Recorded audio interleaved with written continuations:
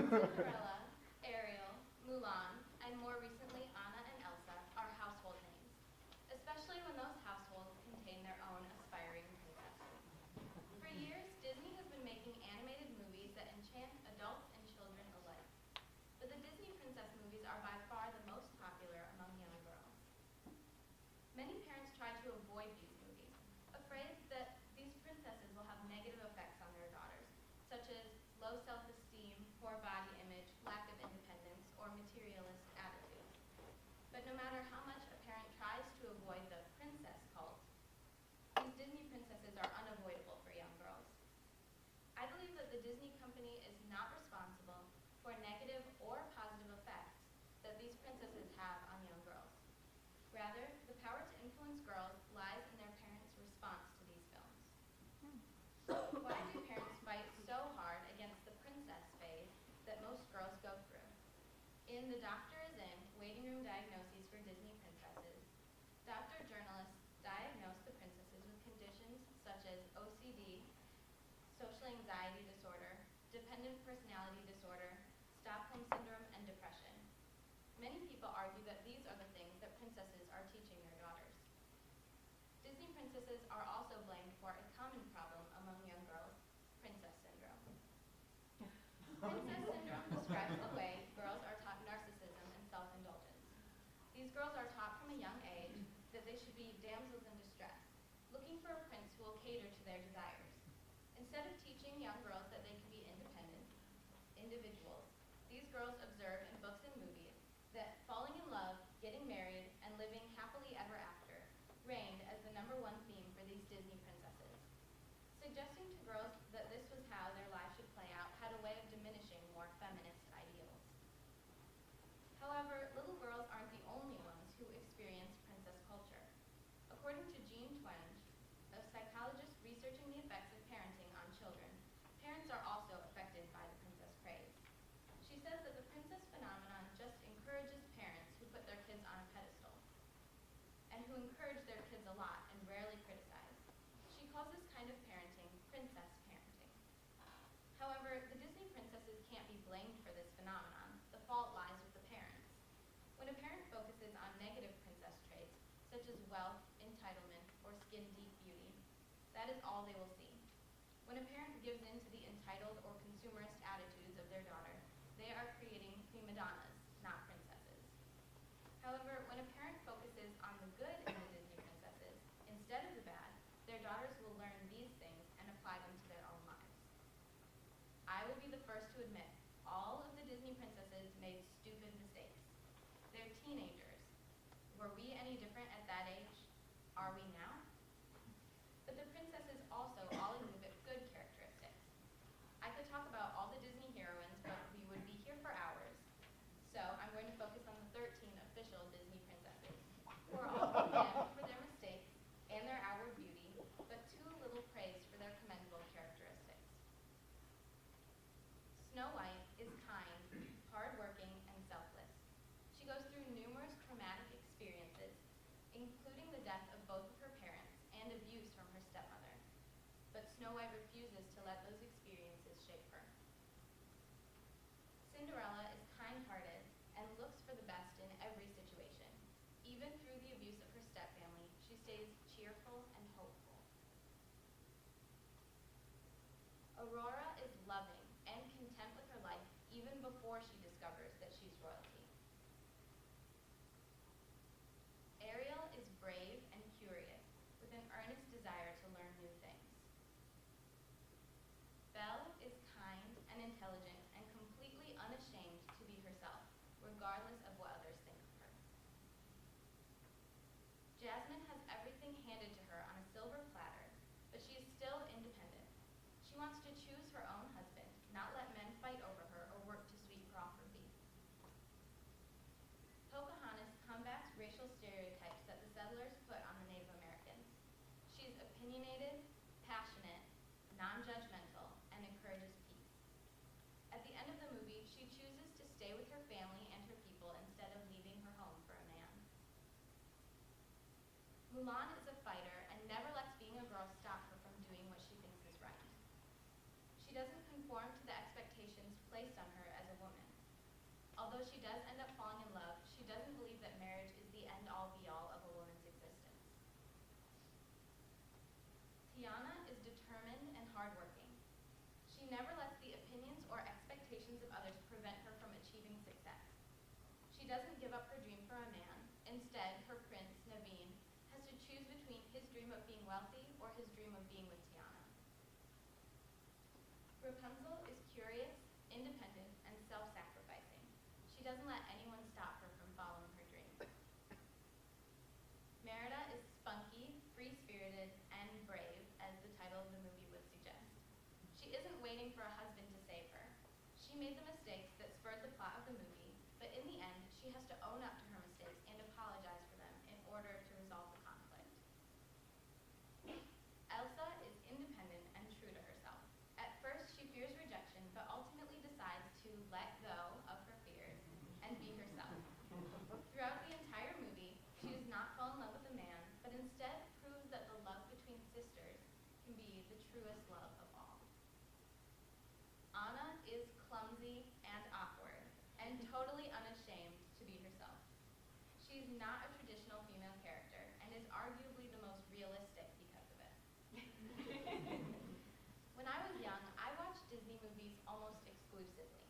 But when I said I wanted to be like Belle, I didn't mean that I wanted to marry a prince and live happily ever after. I meant I wanted to be smart, unique, independent, and possibly own a huge library. My parents were able to highlight the positive characteristics of each of the princesses and teach me how to avoid making the mistakes that these women did.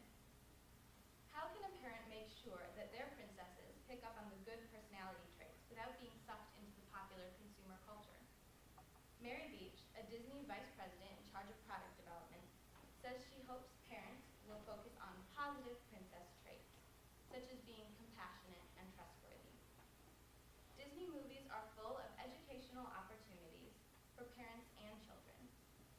I would encourage parents to view Disney movies with their daughters and help them think critically about what they're seeing. In her article, The Good, the Bad, and the Ugly, Teaching Critical Media Literacy with Disney, Michelle Garofalo finds that after collaboratively viewing animated Disney films, it is evident that the young girls in this study were able to be critical viewers by answering questions with relation to specific films. Disney holds immense power over childhood culture, and in turn, it is important that children are able to critically view Disney to have power over their own culture. If parents focus on the looks and or wealth of the princesses while watching the princess movies, their daughters will be more influenced by those things. But if the parents can find the good traits in the princesses, they will have the chance to pass those good traits on to their daughters.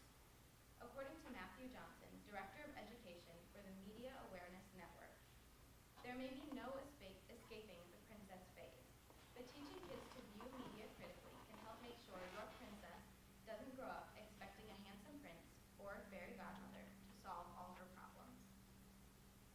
Disney princesses are good role models because they exhibit good character traits when the parents care to perceive them.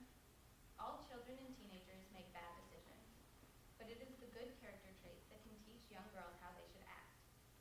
Parents have to be more responsible in how they present princesses to young girls in order to teach the next generation of women to be compassionate, forgiving, kind, intelligent, brave, unique, curious, and hardworking.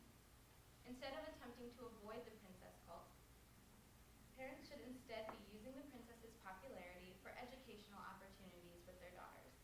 According to Dr. Susan Sheftel, a mother who lost the battle against her daughter's princess obsession, so many parents valiantly try to steer their daughters away from the tyranny of Disney princesses. But as many who have tried know, it can be a losing battle. The specific princess may be a personal preference, but it is the notion of someone being the beautiful heroine of her own story that carries the day. I guess we can't argue with that. Girls have been playing princess for decades, and they will probably continue for decades.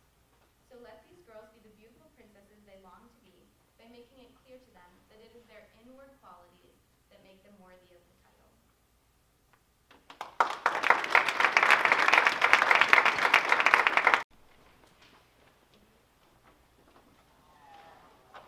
I don't know what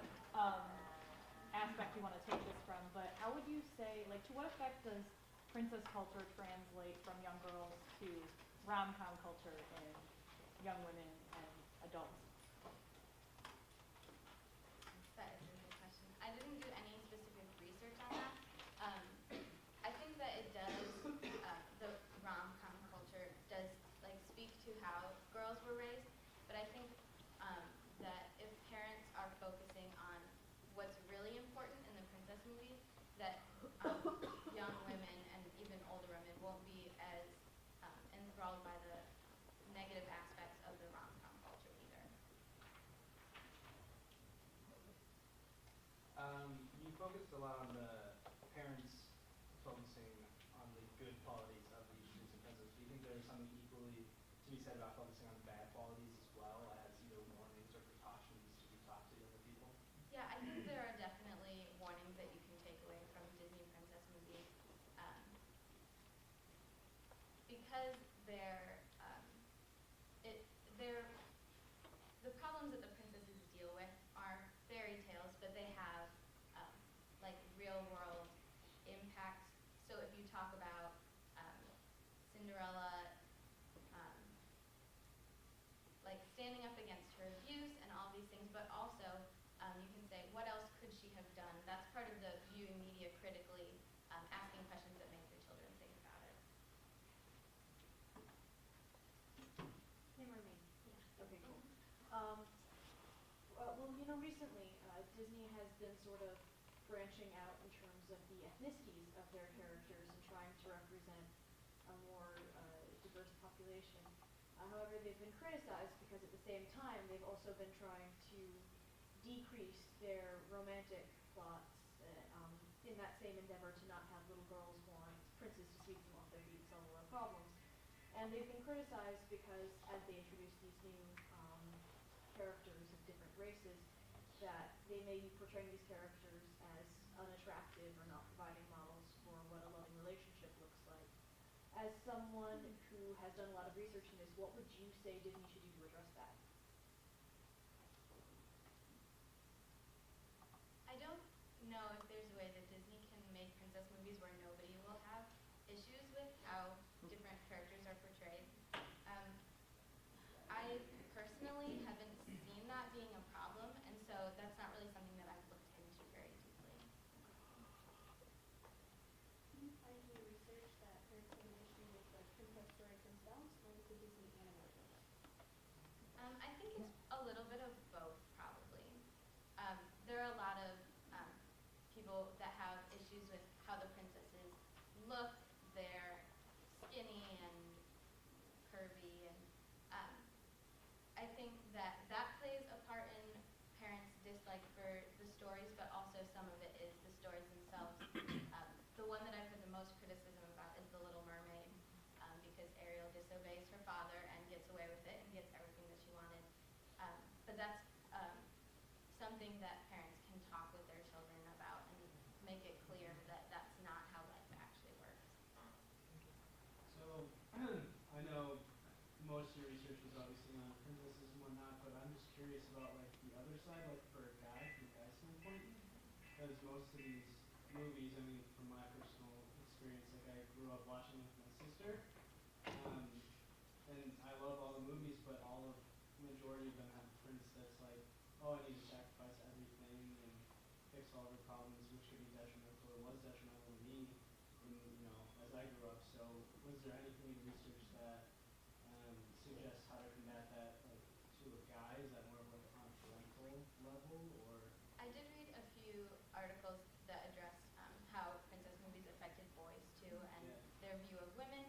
And I guess I would have the same recommendation that the parents address these things with their sons and make sure that they understand the difference between what is fairy tale and what is real life. Catherine, how did you respond to the anti-Disney movie Shrek?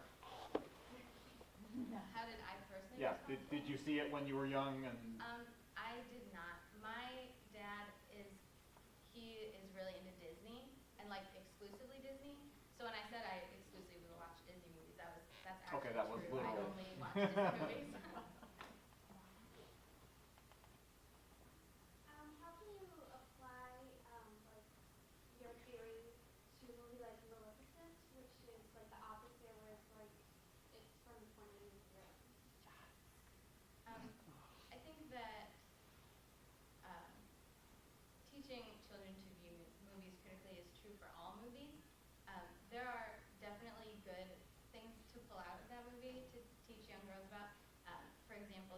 love isn't always with a man. You can have true love, like you truly love someone as a parent or as a sister or a friend. But there are also negative things that you can pull out of that movie that you can use to instruct children as well. Like horns are not a good look.